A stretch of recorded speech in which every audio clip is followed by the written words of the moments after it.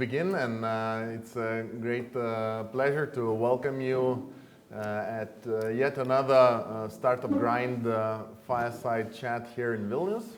And tonight we are hosting Andrius Biceika, head of development at the country manager for Baltics. Country manager. Just for changed, okay. Overnight. Overnight, all right. So let's actually 1 month ago, but 1 month ago, but yeah, we didn't meet for snail mail hasn't arrived we yet, didn't meet for some time now, so let's fine. give a nice round of applause to Andrius, everybody.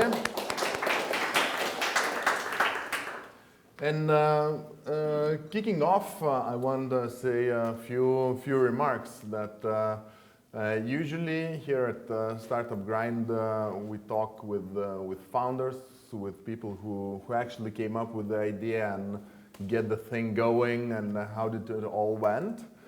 We've talked with lawyers and about the steps you need to take to secure the investment. And today we deviate a little from that, but we'll talk with a guy who has joined a really fast-growing and quite an aggressive startup, and we'll see. So, just from another perspective, what it is to join such a startup, and what's the perception working there, and what's the reality as well. What's the reality, and how do people come into such a point in life? So, Andrius, you here? Where you are here now?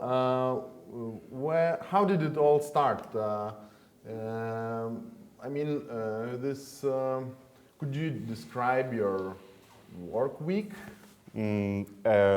Number of hours, or yeah, number of hours is a different topic. We can speak about that later on.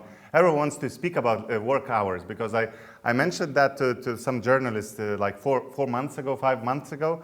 They said, yeah, we work quite, we a startup, we're one of the fastest growing now in FinTech, and said that's natural that everyone works at 90 hours a week, 80 hours a week, 100 hours a week. Which is very kind of natural. Everyone is at work at 12 a.m., 1 a.m. at night.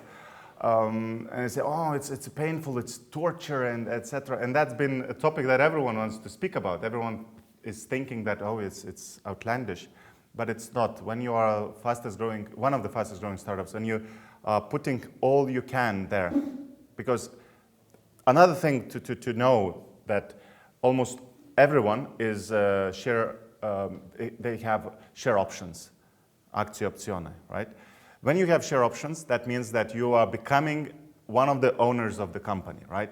And you can think of any business in the world and speak with the founder of the business. And you will learn that once they founded the business, they all worked relentlessly. They all worked 100+ hours a week. And if somebody of you owns a business, you can also relate to that, right? Once the business is yours, you're going to put everything you can into that business. And this is the great motivation, which is not that much used in this country. This share options, right? Some of the startups even, they don't even know what that is, right? Some of the startups are getting there. The legal environment is different than in the UK, but nonetheless, right? In the UK, let's say, when everyone is having these share options, that means that after some time, you get actual shares of the company, right? After 2 years, 3 years, 4 years, the shares are vesting. That's terminology, right? And you're actually becoming an owner. And since the value of the startup has been grown, let's say, whatever the industry you work at, it is 100-fold. That means that the value of your stock options and shares that you bought when it was small and you were part of increasing the value also, exponentially grew, and you became really, really fast millionaire. So that's an intro. Continuing on that, just before we start, I think initially it was meant that Nikolai himself, the founder, was meant to be here as well. So some of you may have received the initial communication with Nikolai and my face on that on these intros. How to say? Nikolai sends apologies, obviously, and he sends some Revolut cards. So those guys who got one card already, I see that you can get another one or the third one to give to somebody else that you know, and he or she would use the card. Okay, so that's his apology on this chair. So what was the question? So the question once again was, how did you get to this point? And we'll get to, of course. Yeah, you just need to learn things at school, right? You need to be the first grader, like the best. Were you? Yeah, no, I wasn't. I was the troublemaker. I was skipping my classes. I remember at 12th grade, right? 12th grade. My English teacher, my Lithuanian teacher, not mathematics and physics, I was good there. My history teacher, they said, we cannot let him to valstybiniai exams, right? We cannot let him to the exams. Yeah. He just stupid, you know? And somehow I went there. And for Lithuania, I got like 72. For history, I got 85. And for the other thing, Lithuanian English? English I got 92. So everyone didn't realize that whatever you do at the class, right? When you're shouting, when you're, you know, doing the girls thing, you know, like or texting or whatever, yeah. It doesn't tell you that you're not thinking logically, etc. So I was a troublemaker. I joined. So we can talk about that thing. It's really nice. I keep talking about that when I talk about education system in Lithuania, which is not at its best, to be honest, and it hasn't been at its best, in my opinion, for some time now. I joined physics. I wanted to graduate from physics. I was good at physics, so I joined applied physics. And on the second year, when I met this lecturer, he was coming to our classes, having this book. Published in 1971 or 1962, whatever, it could be even during the First World War, with these papers falling apart. And he was basically talking that there might be one day when people, not go to the moon, but you know, it was almost there, that people discover black holes, or you know, that black holes is somehow, you know. And at that time, it was the time when Stephen Hawking, the guy, you know, in the wheelchair, one of the famous scientists of modern physics, he was basically describing the whole thing about black holes. And I thought, maybe that's not a coincidence. Maybe I need to just dig deeper into that. Not dig deeper, but just quit. All right.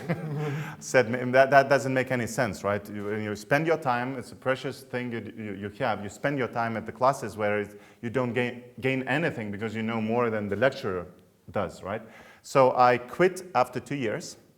My mother wasn't happy, but you know, it's always like that. Then I joined another prestigious course, if you like, economics, right? So, you know, economics, Vilnius University.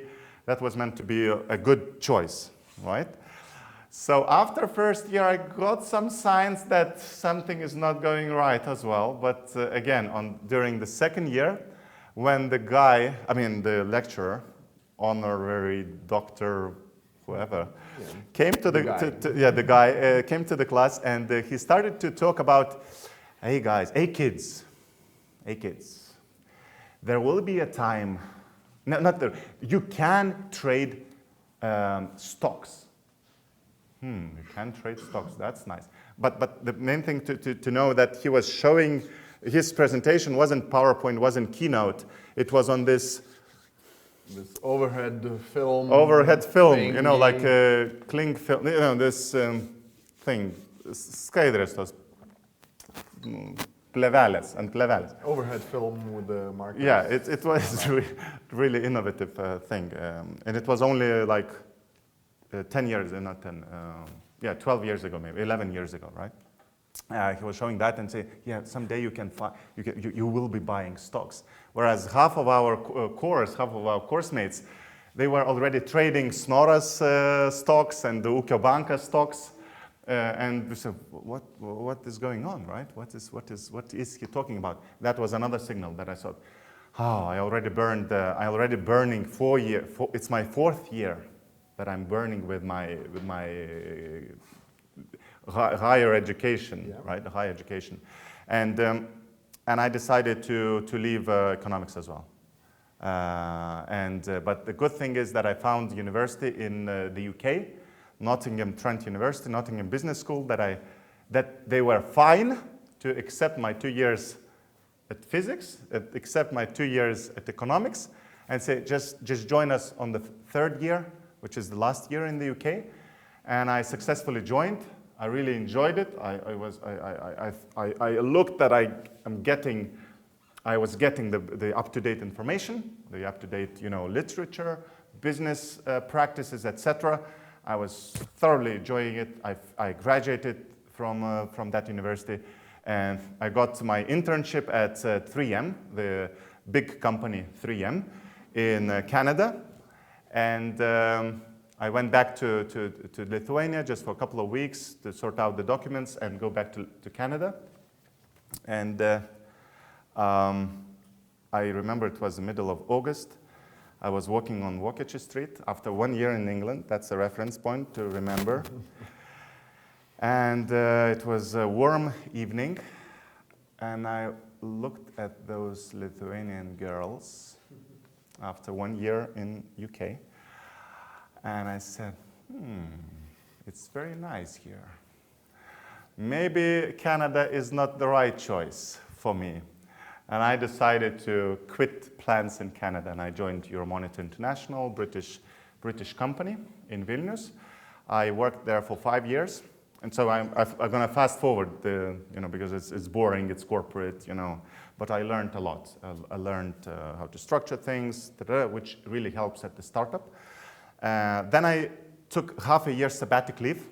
So sabbatic leave is basically, you do whatever you want.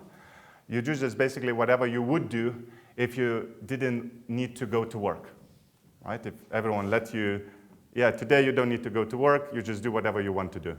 So, you jump on the bike, you jog, you read a book in the park, you drink with a friend, you coffee and not coffee, you do the stuff that you like. I took half year of that, and then I decided to get back to the job market.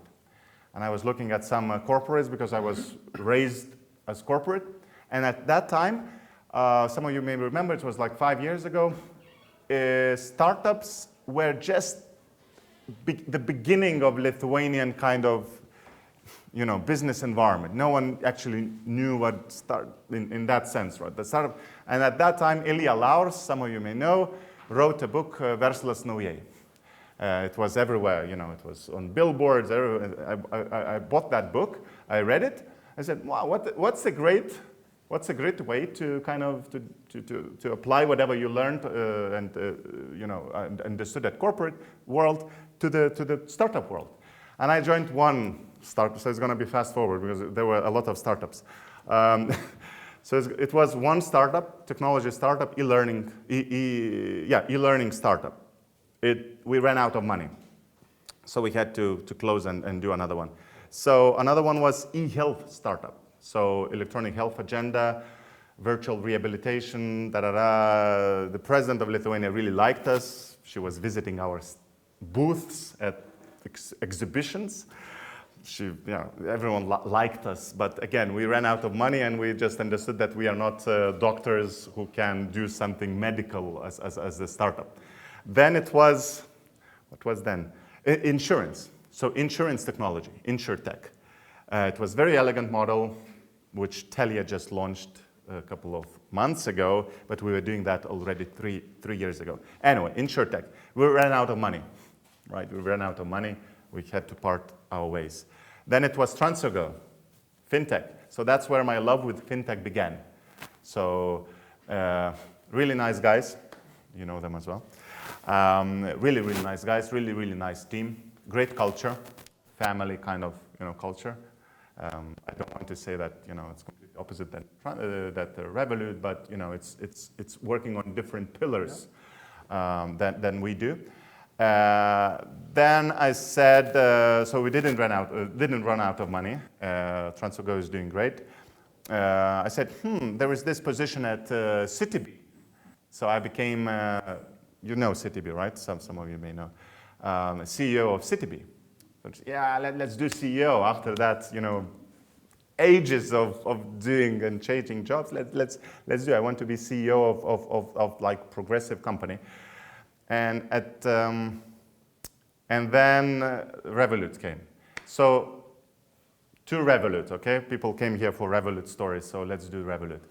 I know the founder of Revolut for 2.5 years. We met at the conference before he even launched Revolut. And he was showing me the prototype of the app, right? So it would be like that. It would send money without cost immediately at the best exchange rate in the world. And because I was at TransferGo at that time, I thought inside my head, maybe the guy doesn't know what he is talking about. It's not possible to apply the best exchange rate in the world, the interbank exchange rate in the world. Again, the app. Anyway, let's continue, having the discussion with him and relationship with him. And I met him after the first month of the launch of Revolut. And I said, so how did it go? This revolution thing? Yeah, not bad. 40,000 users. How many? And I needed to get back to that startup that I worked for at that time to check how many users we had after almost 4 years of existence, and it was a similar number.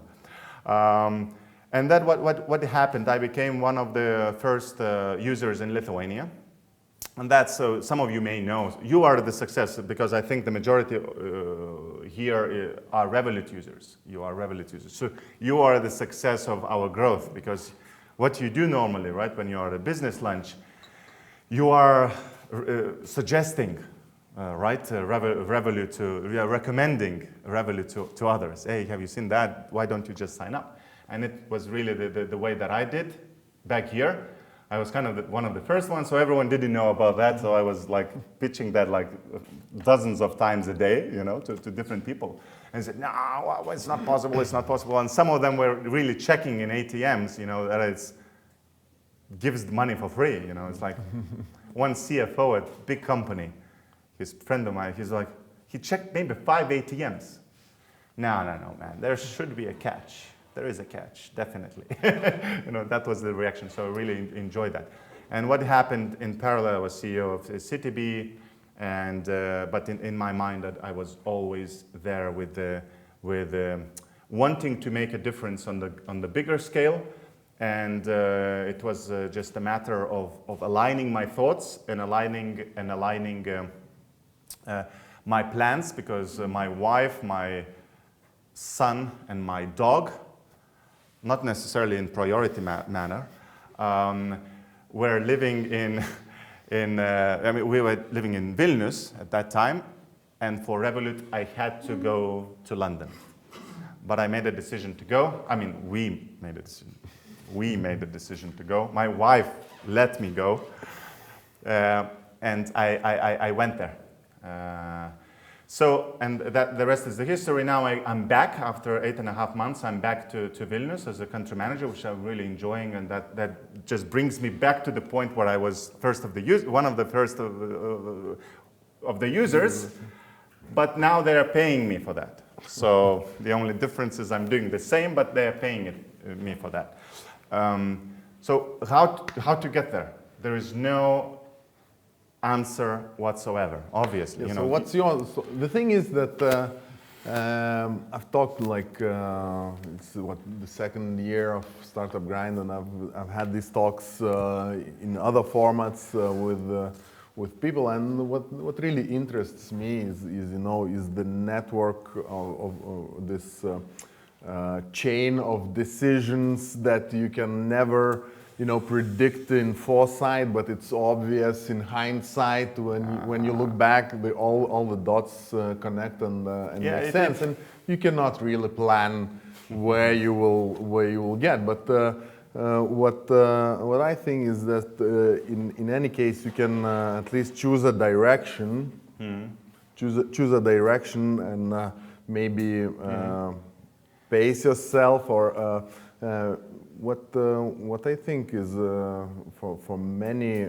young guys who just I want to go just right into the startup space, and I think it's first. I think the best employment as a first position in an employment market is always in a corporation. Just as you mentioned, don't jump into conclusions, right? There cannot be conclusions. If you are young enough already to think about these things, you are already too old, right? Because now I'm raising my son, right? He's 2.5.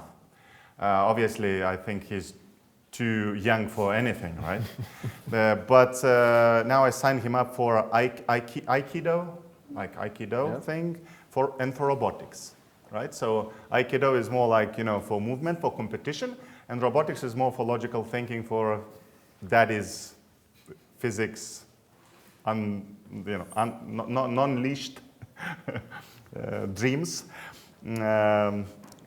And I think the things that changed me when you roll back, and try to think, and you all can relate to some things. Especially if you are working at the highly competitive market, or you have your own business, you can get back to the point where you either did sports. So I'm really, really big believer in sports as a competitiveness, as in, developing your competitiveness muscle in the subconscious mind, right? You don't realize when I played volleyball for the national team, right? We're always competing, right? We're always competing as a team, as individually, right? I was, trying to hit the ball always, right, and stuff, and these trainings, etc. It just develops your subconsciously the action for competitiveness. When you look at, I don't want to speak for Nikolai too much, right? But Nikolai's story is he's also he was involved in sports very, very deep, right? And even in more competitive sport, which is swimming. Right? In swimming, if you swim alone, there is nothing who can help you, right? You either make it in the split of the second, or you don't make it in the split of the second, right? So it doesn't mean that if you didn't do sports, you're not going to succeed in life. But I think that sports help. So when I raise my son, I consciously think of letting him into this sport and developing him this competitiveness muscle, right? And what that means is. So competitiveness is one thing. Another thing, which is, again, it's not a recipe, right? To change the things if you don't like every time you don't like them. Some people call it stupidity, right? Why can't you just finish the thing? Right? My wife, she said, "Why? Well, you cannot finish the thing till the end." I said, "But I'm still with you. Right? You are my longest thing in life, right? That I'm with you." So that's true, by the way. So this thing, I have this. Then I realized that my philosophy is really as follows: it's better to change 10 things 1 year each. It's better to change 10 employments, let's say, or 10 whatever, your own businesses, whatever, 10 times 1 year each. But realizing that after that year, let's say, that it's not for me, right? I'm not going anywhere. I'm not getting, the point that I want to, in life or to enjoyment.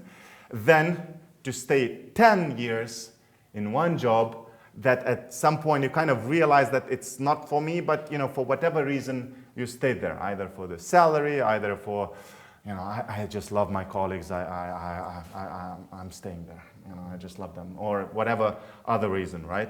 So I have that kind of philosophy, and I was applying that philosophy, and headhunters were laughing at me during times when I was changing startups. Obviously, I changed startups not with the help. The headhunters didn't help me with the changing startups, right? Who helped, obviously, is to go straight to the founder of the business, talk with him, tell him how you can create value, tell him the story, tell him other things, and agree of the things that you can do. So that could be the recipe, right? Go straight to the owner of the business or to some senior guys and kind of talk to them and agree things for free or not for free, whatever. Do the thing. So following that philosophy, again, I believe that this is the right thing because I enjoy it to my fullest. I'm kind of happy, So I hope it's that thing. And if you turn back, it's exactly 10 times that I changed things. So it's my 10th thing that I changed. So hopefully I can write a book about that later on. Fingers crossed. You never know. Okay, so you've mentioned. Let's get back to the corporates. You've mentioned you've learned stuff in the working in the corporate world for Euromonitor that are helping you now or has helped you in the startup scene. What are those key things you've learned? Some of you who are familiar with startups, you either either you kind of perceive that it's full of chaos, right? You kind of say, it's full of chaos. And it's especially true when after corporate world, after 5 years at corporate world, when you climb your ladder and everything is structured, that to the point where you know who is responsible for who is doing what, etc.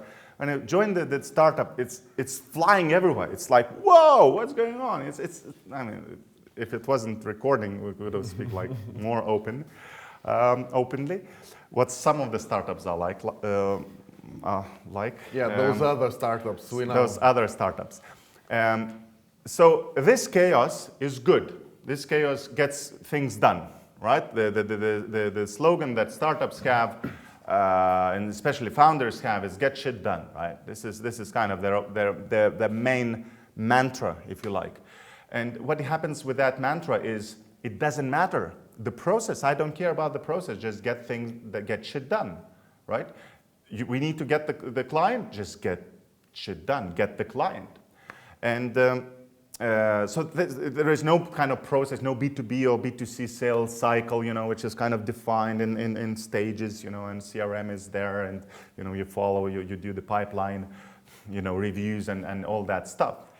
But every startup, if it's a successful startup, think about any startup in the world, they eventually will become structured and like corporations. Facebook is corporation now. Everything is really, really structured. Because corporation gives you not the perception, but the actual practice, like that it is sustainable, right? The corporation, because it's a sustainable business, and the structure just gives sustainability, right? And down the road, every further investment, they will see for the signs of structured business. Whereas in the first steps, they are looking just for get shit done signs. Are you capable of shipping out this technology? Are you capable of signing up clients? Are you capable of moving out with features? And so on and so on. They're looking for these sides. Down the road, it's going to be more and more looking for some corporate signs, some structured signs. Is there an HR department? Is there, is everyone knowing whom to report to? And so on and so on. So it's inevitable in a sense, right? So when you join the startup and you have that corporate thing, that's really where you are gonna apply that down the road, right? It's gonna be difficult in the beginning to kind of switch the whole mentality, but it's really gonna help you out down the road. And sometimes the earlier you start, the better. Sometimes not. Sometimes it gets delayed. I'm sure there are billion, like maybe Uber, maybe, I don't know. I don't know any insights, but maybe they are still chaotic, But obviously the investors are liking the structured thing. Yeah. So what was the question? Yeah, the question was about your corporate world lessons and the competencies you've learned there. And, so the competencies and skills are really, really simple, right? You learn to get to work on time. You get to learn to leave the work on time, right? A part of that, obviously, you learn certain things. You learn the structure, you learn how the team is contributing in the bigger picture, right? In a more clear way, in a more developed kind of way, right? Which you can then apply in certain things. I don't say the hierarchy is the thing to learn. For example, at Revolut, we are as flat as possible. We basically don't have any hierarchy still yet. Still, right? How many? 220. 220. 220, yeah. Obviously, customers, there is the head of customer support, right? Otherwise, it would be even worse. So a couple of layers. Yeah, one layer of that. Whereas in corporate world, you know, it's boom, boom, boom, boom, boom, boom, boom, boom, boom. And there is this Elon Musk, I think he unveiled his, like, I don't know, probably journalist made up this thing. But he said if you want get shit done, even in the corporate world, when somebody has a problem, you just go to the source of the problem and just, fix it, right? If you know who is responsible to fix it, just go straight. Because what happens in corporate world, you go to your manager goes to his manager, then they chat, hey, this stupid situation, with Alex the other week. Yeah, what's about it? Yeah, so these fuckers, I hate them. And then it goes, speaks with Alex. Hey man, can you just fix it, for God's sake? Yeah, I'm gonna fix it. Yeah, get back. Yeah, it's gonna be done. It's gonna be done. Okay. Yeah, man, everything is sorted. 2 weeks later, nothing is sorted, and the whole thing is happening again. So here as well, with Revolut and with some other startups, when you join them, it's the fastest, the most common, and the most kind of straightforward thing is you just go straight to the source, you fix it, and that helps you moving, at least now. But what Elon is saying, it somehow is possible to do in corporate world. I'm still to meet that company where it's possible, but maybe some of the bigger ones in Lithuania, some younger ones in Lithuania. All right, so now we're kind of moving into organizational culture topics. So you've described some of the differences between corporate and startup, and maybe let's go into specifics of Revolut. How would you describe the organizational culture of Revolut? I mean, I'm probably not the one. That was the question. Just read it. It was the question for Nikolai to unveil as much as he could about the organizational structure. I can talk in general about startups, right? And what startups have to have in order to grow exponentially, because everyone wants to grow exponentially, right? But then some startups, they just have this relaxed, chillaxed, I just learned the word, chillaxed environment, ping pong, foosball, PlayStation, actual work, 3 hours a day, 2 hours a day, right? It just depends how much money the startup has raised, right? It's just, as from my experience, we were able to survive only for the limited amount of time. Although we were kind of also working and striving. But the ones, if you see the ones which actually succeeded at some point, especially in the beginning, right from the start, they had that get shit done, work hard. And work hard is not just, I'm working hard, I'm really productive, but actually putting the hours in. And you can imagine we as 220 people, on average, we probably work 12, 13 hours, like on average. So we basically are working like 350 people. So you just take any of our competitors who are just growing, and they are 350. So we are basically the same size, and we can accomplish things much faster. So work hard mentality should be there. Another mentality, especially for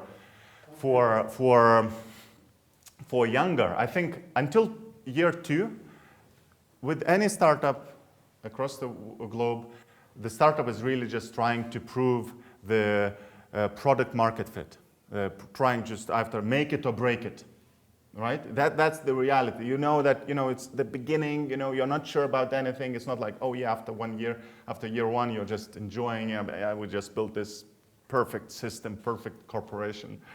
It's not going to be like that, right? So at least for the first 2 years, you are just working like crazy and getting shit done in the sense that we have that thing which I can say to the camera.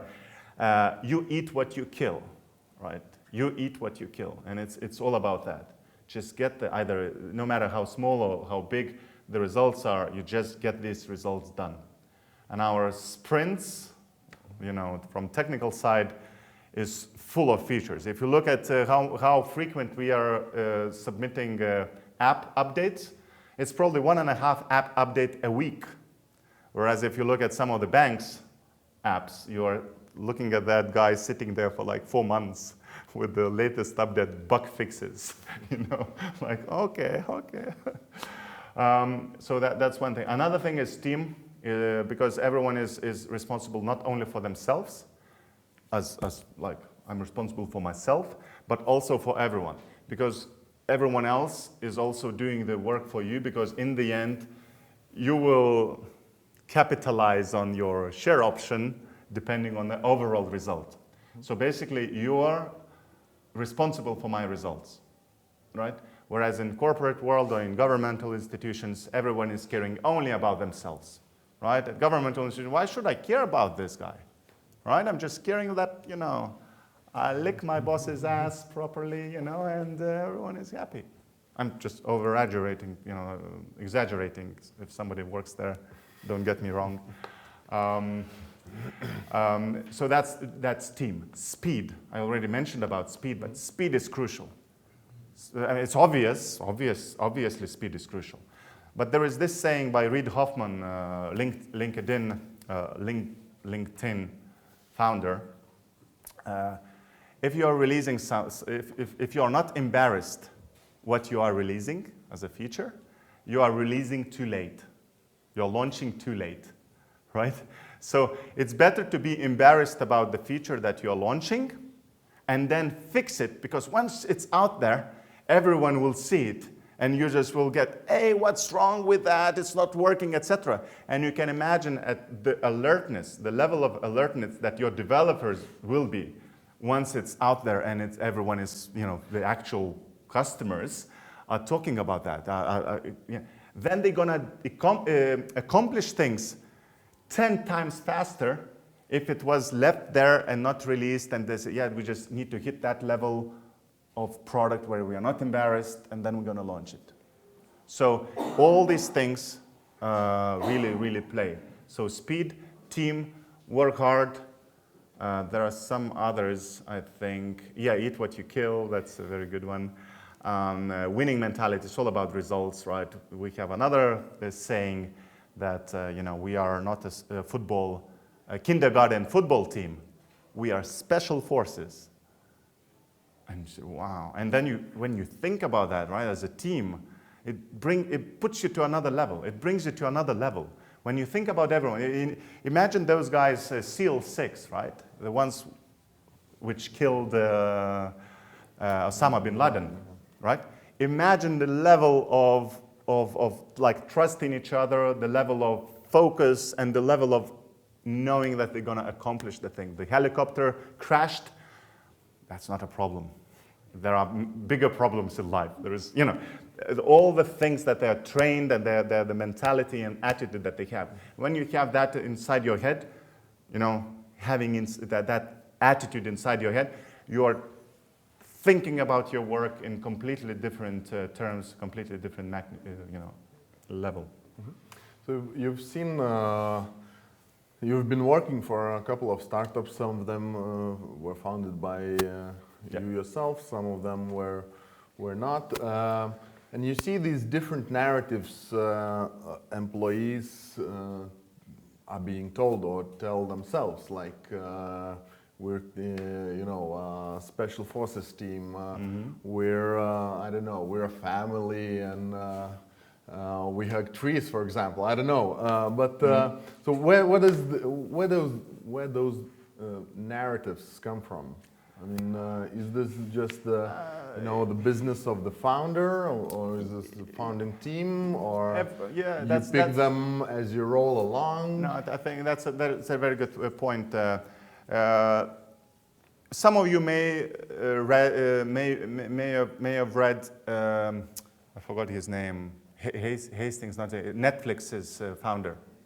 Yeah, anyway, Netflix, big thing, right? So Netflix's founder, at the very start, he put together, initially it was, I think, 20 or 30 slides of culture deck for Netflix. So every new employee who comes work for Netflix, they're going to read that and they instantly understand what they can expect. Whether people are killing each other for the bonus, or whether there is kind of family attitude, and so on. Now it's online. It's one of the widest shared culture decks in the world. You can all read it. It's in a slide share. This LinkedIn thing. I think it's 120 slides now, but it's enjoyable. Just as Mary Meeker's Internet Trends report of 400 slides, it's equally enjoyable. You read the thing, and you understand every single aspect described of how it is in the company, of how the founder initially wanted it to deviated, some of the things deviated and changed, etc. But it has to be a real compass, real compass of the culture of the thing. And here is really simple. The founder, one day or night, just sat at the computer. Because he is the founder, he knows the vision of the company in a sense that he wants the certain kind of people to work there, certain kind of things to be done there. If I am a founder, I want to accomplish things, I want to put these things in place, I just write it, right? And obviously the people that they recruit, who are the most important aspect of the whole thing, they will be at this, fit. They're gonna fit the whole thing. So for you, let's say if someone of you has that, stage where you're defining, you are the ones to define the culture, nobody else, at least in the beginning. In the end, the culture will grow into many, many aspects, and you're not going to control it as a founder. You're going to influence it, but you're not going to control it. And at corporations, you probably heard that saying by Peter Drucker, culture eats strategy for breakfast. So it doesn't matter what you talk in the strategy meeting, at the boardroom, whatever you define, yeah, we're going to do that, we're going to do that. Once you go out, the culture will eat your strategy. If it's the right culture, it's going to help strategy grow. If it's wrong culture, it's going to, dismantle things. Yeah, I've heard this saying quite recently, and there was this opposition to it. We all know, sadly, a former CEO of Lietuvos Energija, Dalius Misiūnas. So his strategy ate the old beaver culture for lunch, and he was like a as we would call a founder he was ideological leader of the new change, and his strategy really ate the old culture for lunch. So we shouldn't look for. So this is the local example of the governmental institution and his leader, right? It's kind of thing. The other thing is Uber's, like the very, very kind of the Uber's CEO stepping down, right? And because the culture itself, it was like my perception is, right, from what I read on Mashable and everywhere else, that it was out of control, right? And now we have another leader joining Uber who is really going to do things. So in the sense that obviously there is either a crisis or certain points in the startup or organization, the founders, the CEOs, the management can influence things. But the culture is really kind of, you just know that, there is this perception, right? It's that certain company, think of any company of 10, top 10 companies in Lithuania, they all have this culture aspect attached to them, right? When you think about number 2 company in Lithuania, there is like this, the mentality is like there. You think of that, then you think about some Scandinavian, it's more like, family kind of. Euromonitor, for example, it was a greatest example of family culture. It's like in the culture, family values, right? It was the most family, in the UK, it won yeah, family, not family friendly, but the value, where the value is family. So yeah, you're totally right. It's two ways, but normally, you know. But usually, yeah, those tacit things that are not Yeah. barely written down in Yeah. most of the cases, but yeah, they influence the way things Yeah. are done. But now let's move to not only to the way things are done, but what's being done in Revolut, and I want to talk about the product now, and Cool. maybe about the market. So what do we have now? How do you see the future? Yeah, so just a quick update, because it's going to be public information, right? I will not disclose the you know, if it wasn't recording. So 2.5 years almost, like 2 years, 3 months, 1 million, it's going to be 1 million either this month or just in November, users. $5 billion transacted. That number is growing 20% each month. Dozens of millions of transactions, 220 employees, almost $100 million raised in Series B. I mean, in total, the latest one was Series B with 71 million, 66 from venture capital and 5 million from crowdfunding. Very popular way of raising money, at least in the UK, where users are investing and becoming equity shareholders. In terms of products, so just last time, so who of you are Revolut users? Before tonight. Yeah, no, you're gonna become ones after that. I hope that's one of the points, one of the objectives. So you know, right? So there's an app. It's a card, right? So it's not gonna change for now, right? It's gonna be the app with the best user experience, with the best products in the app. So we actually launched this. It wasn't publicly kind of yet. It's still about to be announced. But so device insurance is the next thing which we launched, right? On top of premium, on top of business accounts that we launched just recently. It's going to be device insurance. It's going to be travel insurance. It's going to be investment product. So investment. So I could speak about all of them like separately, but I want just to focus on some of them which are really getting the word of mouth further and our brand increase, like a trust or just brand awareness is cryptocurrencies. So for example, in a few weeks' time, fingers crossed, you're going to be able to buy Bitcoin, Litecoin, or Ethereum in the app, like as you exchange currencies immediately. So if you have 1,000 euros, you want to buy equivalent of Bitcoin, you just press exchange, 1,000 euros, whatever the 0.3 Bitcoin or whatever, and you're gonna have Bitcoin sitting there. There are some limitations. I'm not going to deep dive into them. It's only advanced users who are caring about that. The mass users like myself, I want to be exposed to this cryptocurrency world. I hear these millennials around me talking about, they look at their platform where they trade. Yeah, man, it's only 10% today. I said, what does that mean, 10%? Yeah, it only grew 10%. 10%, just from the morning. It's like Warren Buffett would be happy with his capital, earning like guaranteed 10% a year. And here's it's only 10% a day.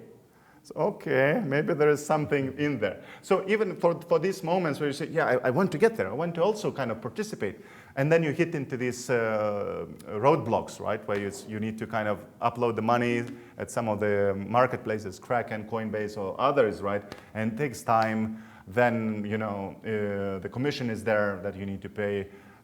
So it's not like now right? It's not like millennial thing, which is now.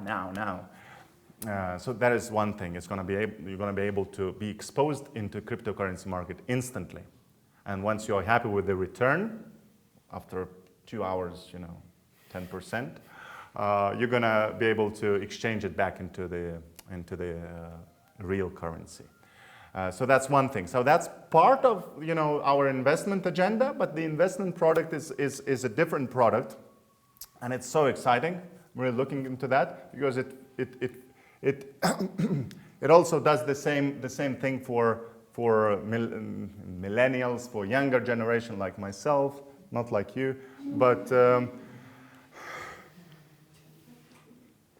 sorry, I mean, I know. you just look young. Yeah. You just look young. So the investment product will be so good. You have money in the app. You're going to be able to go to investment, and you're going to be able to define your risk appetite. Either you are defensive, either you are like mid risk, or high risk, like aggressive, right? You tolerate risk, and then you put some money in there. But the good thing about that you're going to be able to describe how you put the money into that. I read this book many years ago, Richest Man in Babylon, one of the Mandigo thing, where is this saying that if you want to become rich, you need to put aside 10% of your income before you spend it anywhere else, right? It's not possible to put aside before taxes, but after you get the salary, put aside 10%, right? So you're going to be able to define what date, what hour, whatever you want this money to be put aside, and in which of these, in these different portfolios, if you like, different levels of risk that you tolerate, and we're going to invest that for you with the lowest commissions possible. You're going to be able to invest even 10 cents or 50 cents. And grow, and there's going to be either ETFs or indexes. They're going to invest into Apple, Google, and etc. So you're basically going to, with a minimal amount, you're going to be able to do that. Because when you compare that, if you want to, I just want to get one share of Tesla. I really believe in Tesla, and I want one share of Tesla. And if I go to my bank, I'm not going to mention the name, which is Swedbank. So if I go there, I need to sign this. If I'm sure I'm not signed for even that, right? So I need to sign this stock, brokerage thing. Okay, I sign it. It's going to take a day or two. Then I'm going to be able, to find this Tesla stock there. But then I'm going to learn that it's $50. It doesn't matter, right? The amount is going to be $50. It's either 0.1% or $50 minimum. So the share is only commission for as a commission. The share is only 200. You're asking me for $50 to buy the share. I just want the share. I would buy it one each month. Mm-hmm. Can you just? And then I would obviously pay $50 for each purchase. So here you're going to be able to invest without any commission paid. Or there's going to be some catch, but it's going to be transparent. It's going to be transparent, and it's going to be the way that you are. Oh yeah, cool. Because one of the interesting things how millennials are investing money right now. There are some apps there, and we are building the same with Revolut. Is you define that you want to round up the number up to the real number, right? You buy something at Coffee Inn for $2.20. You say that please round up till 3. And please invest this 80 cents into one of these, portfolios. And just instantly, you're going to be saving that, without you realizing that, because it's a small thing. You're going to get used to that, right? And it's all based on the thing that myself including, right? I want this share. I want Tesla. I don't care. I cannot just stand to go to bank and do all this stuff that they ask me. So I care about my time and stuff, and I don't do it in the end, right? So it's going to be tailored for those who want to do things now, who want to invest things now, who want to do things now, as the whole app is based on that. Everything is instant. Everything is, as I told previously, my wife just loves that feature, request money on the app. She just writes the random number, send it to me, And it's like And you have no and other it's choice, reminders and it's reminders every hour or whatever that. Can you set up an investment equal to the amount requested as well? No, she's. I think she would. If Nikolai was here, she would ask for the feature, which is, can you just, if I'm his wife, can I, whatever I request, it automatically sends to me? Can we get that feature without him approving it? Like, you know. So investment, crypto, credit. Credit is for the UK. It's going well, but credit requires different, because there's different regulation across the markets. It requires different products. So we're gonna build something. We're gonna partner with some guys here in the Baltics, hopefully. Insurance, normally it's global, so it's gonna be device insurance, travel insurance. Investment, it's global again, so Lithuanians will be exposed to investment product quite soon. And there are many other things in the pipeline, but yeah, we are just just rolling with that, right? Business is very important. I think it's the right environment to talk about that a bit. So business as a product is crucial part in our future development, right? Because what will happen with business product, it will enable many things. It will enable companies to pay out salaries instantly and for free. Right? Just paying out 1,000 employees instantly without waiting the next day until you upload your Excel with all the salaries of the employees, and then they hopefully gonna make it until 3 p.m. The bank, I'm referring to the bank. So it's gonna be able to do that stuff with the APIs and that thing. So that's the payouts thing for the business, right? I'm not talking about the classic things that you're gonna get with business account, which is accounts, multi-currency accounts, free transfers, the best exchange rate, business cards, and all of that, you know, good core things of Revolut.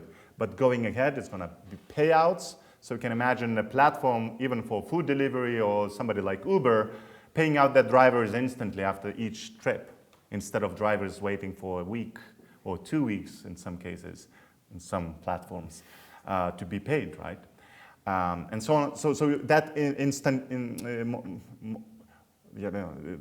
fast, instant payments, they do that. Then go on the other side, pay with Revolut button. So you put that pay with Revolut button on your website. You put that pay with Revolut option on some offline merchants. That's down the road, right? It's not going to happen tomorrow, but still, just imagine, because that's where we are going, right? It's not a secret. So pay with Revolut button on your website.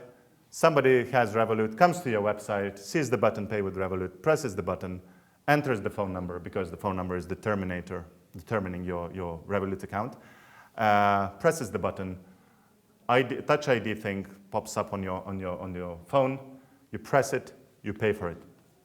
That's it. That's the customer purchasing journey at its best. But the best thing will be for the operator of the website, for the merchant, for the online merchant himself, because he or she will save 95+% on fees that he or she pays for when the website is accepting money, because they are paying the sandwich of taxes, sandwich of fees, right? It's acquiring bank fee, issuing bank fees, and card schemes, etc., etc.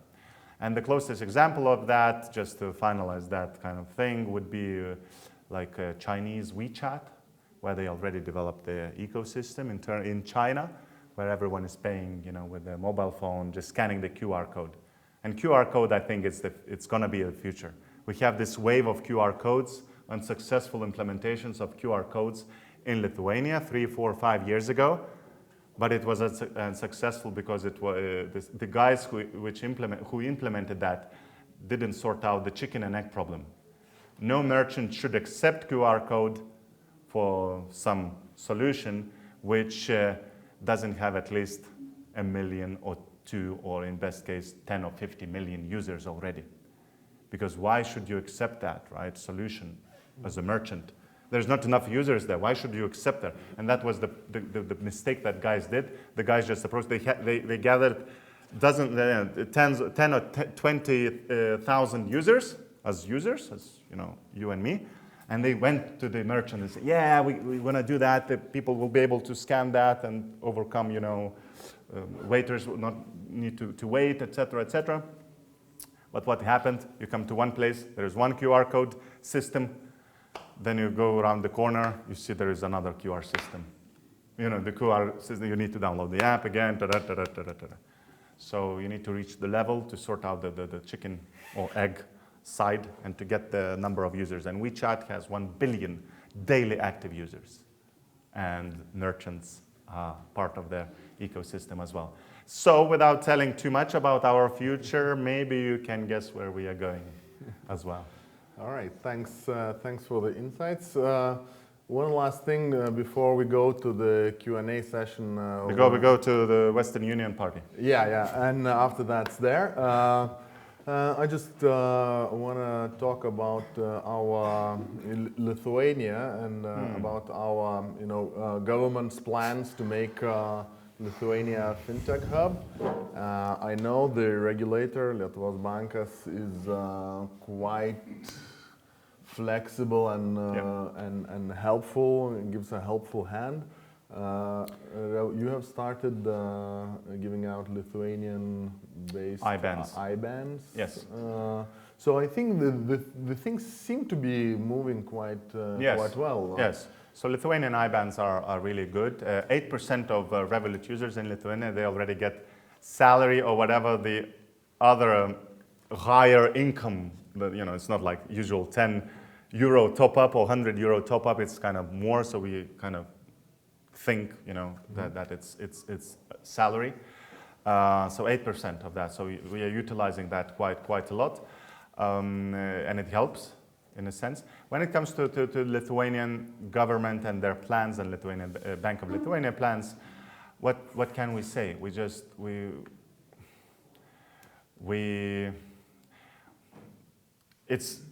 It's good, right? For the country, it's good. When people and the government are showing initiative, it's always good.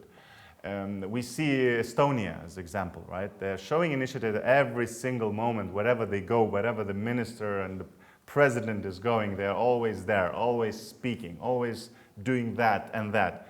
And with the Bank of Lithuania is the same. I think the current management of Bank of Lithuania is doing the right thing. They're reaching out to the world, not waiting, when are they coming, but reaching out to the world, doing the right thing, getting exposed to the world, talking about Lithuania.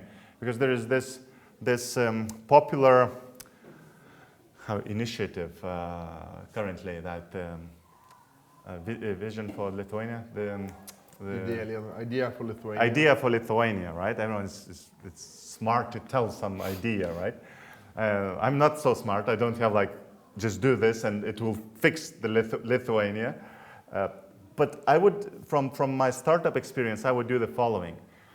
Imagine a young startup, which is Lithuania. I mean, a startup, which metaphorically is Lithuania. We are young, yeah? We are just startup. We are just, hopefully we have the product market fit.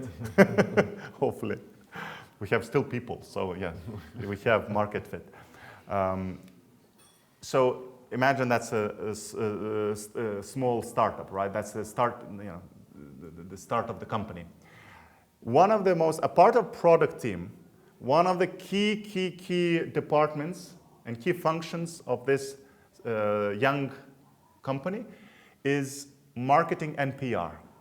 Sometimes there are some startups, I'm not even mentioned, there is another like cryptocurrency, these 3 letters, abbreviations, that is only marketing, right? White paper plus marketing. So the product, it is what it is. Lithuania, it is what it is, right? We're not going to solve all the problems in government, in our daily life, It's just what it is, right? What we can do, we can PR it and market it as it was the best, right? It's not like bullshitting them, but really just because obviously we're not the worst country in the world, right? Right? It's not like everyone's like, yeah, but it's so bad here, etc. But we are whatever the index is, we are really in top 100. I'm sure in many indexes. So just do the PR and do the PR in this guerrilla marketing style, right? which is the trend for PR, which is basically the bread and butter for any startup. The startup doesn't have the money to do big campaigns.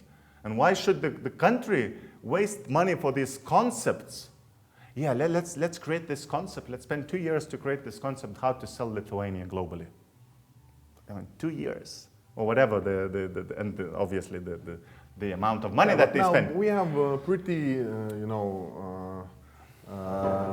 not the situation with creating strategy for 2 years and doing something, but we have guys who came into government and said, okay, Lithuania is going to be fintech hub. Yeah. How do you think they're Yeah, they're doing fine. The thing that I like, which is, again, they are doing the thing which I think the rest of government or the rest of the country should do, is to reach out. To reach out, to tell them. It's exactly as Revolut. People are not using Revolut not because Revolut is bad, but because they don't know about Revolut, right? So how do you think people should come, or FinTechs should come to Lithuania if nobody tells them about them? How people should come back to Lithuania if nobody tells them that, yeah, these are the good things that are happening in Lithuania, not only these headlines that you read on Delphi or 15 Min, right? So they're doing a good thing, and I suggest that the rest of the governmental institutions and us ourselves do the same. Just invite others, invite foreigners, invite immigrants, your friends who are there, and talk how good it is, because it is good. It is good. All right. So thanks, and we're ready for your questions. So thank you. Should you have any? Well, yes. Yes. There was a mentioning about WeChat and the China assistance, and you kind of skipped that topic a bit. Could you skip that topic about WeChat, or to continue on WeChat? WeChat, no, to continue on the Revolut following the WeChat. Yeah. So it's gonna take time, right? So we publicly said that our next kind of KPI is 50 million users in 3 years. So currently we have 1. So you can imagine the exponential growth that we're gonna need to hit in terms of reaching that. And for that we are expanding globally. So the Revolut users are now gonna be able, Revolut, not only EU, like EEA residents, European Economic Area residents will be able to be Revolut users, but the US, we are launching the US hopefully next month. So the waiting list is already open for the US. Canada, Asia, Middle East, and many other markets that plays the part of us getting to the 50 million users in 3 years. It could be, yeah. It's just user-wise, right? The user-wise, yeah, the user-wise and the product-wise, which I told you, once we have 2 parts of the puzzle, which is B2C users and not B2B, but business users or merchants, then we're gonna start looping them in and creating the ecosystem where money doesn't leave our environment, which is the best case, right? The best solution, right? That's what's happened with WeChat, right? The money really leaves the environment in very rare cases, right? When they need to cash out or something like that. So the business will play a crucial role. We're going to develop that. We're going to grow B2C users. We're going to improve business product or pay with Revolut. APIs, so companies can do the user acquisition for us in that sense, right? Where banks used to tell, companies used to tell that, hey guys, you are only supposed to use this bank to get the salary. So basically we want to do the same. I'm joking. But in a sense, right? Because the company will say, yeah, it's obviously for us as a company, the best solution is to pay to Revolut users. And that's what we want to do. Yeah? Did I answer your question? No. What specifically do you want to learn? You have been mentioning, that in some sense, yes, kind of. Yeah. You want to keep the money in the loop, Yeah. like in the Revolut hands, right? Yeah. But WeChat is kind of a bit more than that, right? Oh yeah, They're exactly. offering a lot of services. Yeah. So you are going to copy, or you are mentioning that you're going to go for the Chinese market, or? No. Okay, so now I understood. So the things that I told you about, the crypto, investment, credit, insurance, hotel upgrades, air miles, cashbacks, whatever you can think about, right? Whatever creates value for our users. Electric provider, switches in the app, etc. Is going to be there. It's going to come to your Revolut app. So it's going to be more and more and more services similar to WeChat. If you're familiar with that market, is that there are many cinema tickets and many other products. So yes, we're going that route because that's one of the revenue stream for us, right? We get the commission from either a new customer who comes through the app. Once we have tens of millions of those customers, it's going to be increased revenue stream for them. Thank you. Cool. All right. More questions? Yeah. When it comes to crypto, why only Bitcoin, Ethereum, and Litecoin? So how are you gonna choose the rates? What are they based on? That's so why the top three? It's very simple, right? We're just going for the ones that the majority of people know about, right? It's not going to be advanced. It's not going to be super advanced. If you're trading crypto yourself, there are, I think, 1,100 cryptocurrencies now in the world. Like, yeah, it's more than 1,000. Yeah, the party started. So more than 1,000. Obviously, you cannot accommodate all of them. Maybe we're going to add the following 5, 10 down the road. First, we need to hit the ground with this phase one, right? With this phase one. How are we going to define the rate? That's a good one, actually.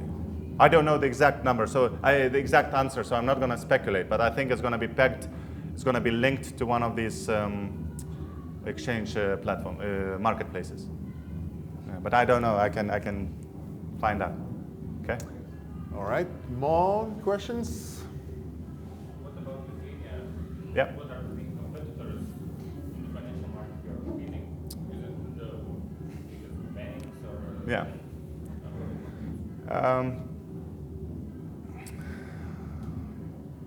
There is this channel in Slack, on Slack, that we have. It's called Competitor Watch channel.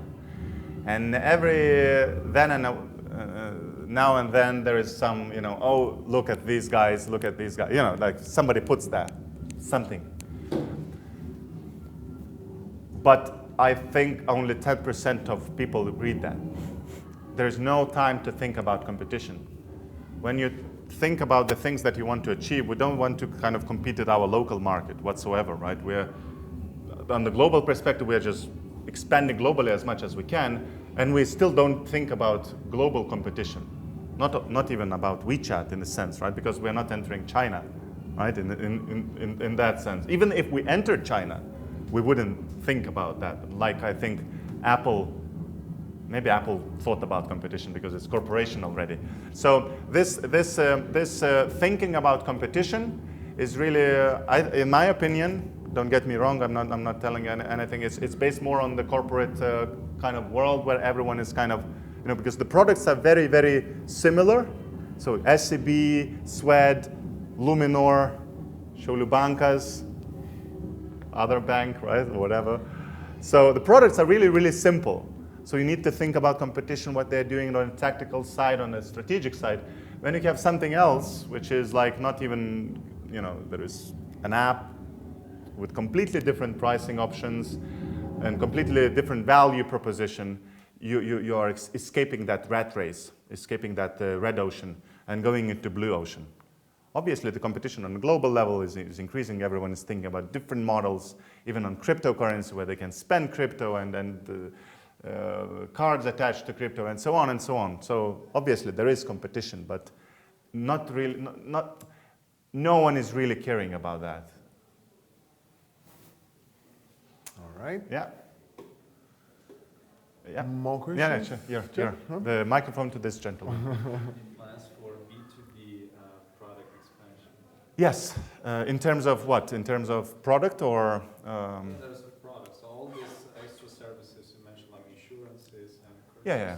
They are targeted for end yeah, customers. yeah.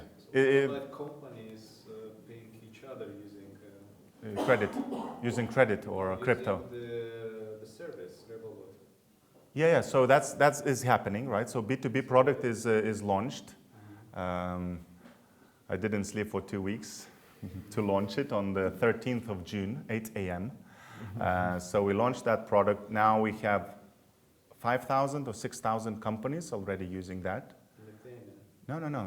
We're not Lithuanian company. We're a London-based company. So it's in the EU, right? 6,000 without kind of any marketing in a sense that we're still, building the product so we can hit the ground with B2B because it's going to be crucial.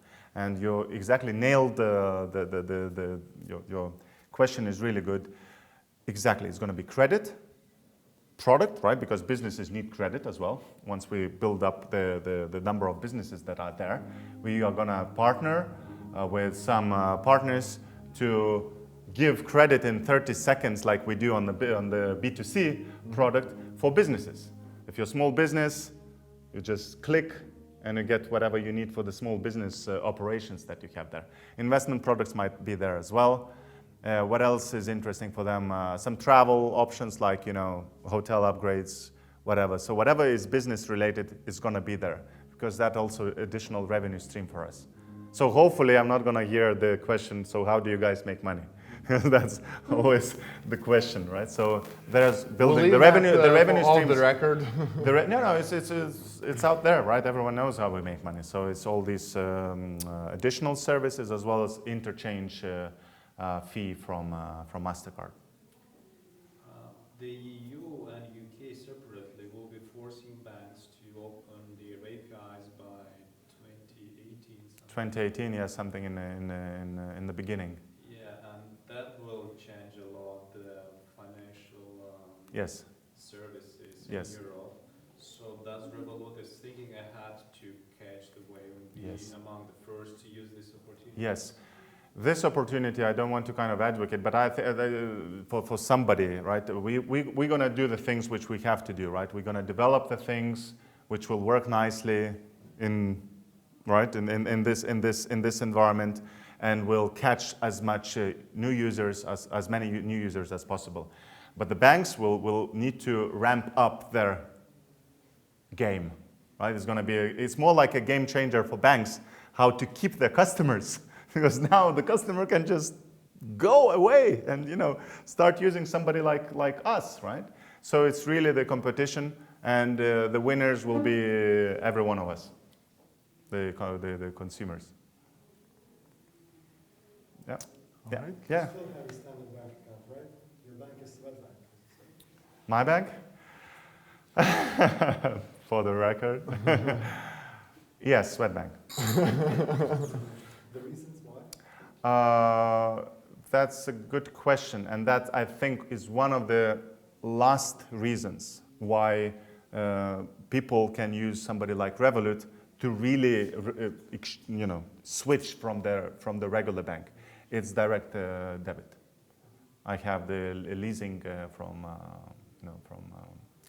Swedbank.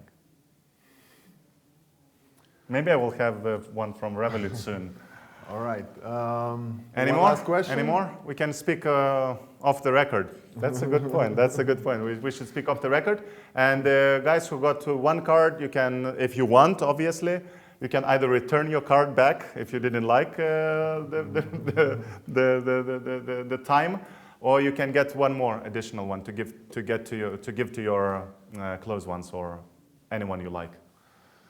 And we'll have a draw for Revolut Premium. Oh, for Revolut Premium. Yeah, Nice. for those Nice. For those of you who came. Do we have the thing? So we'll do that off the record with the internal audit. I want to thank you all for coming. I want to thank you for sharing your insights with us, and see you in a month. See you guys. Thanks. I'm here.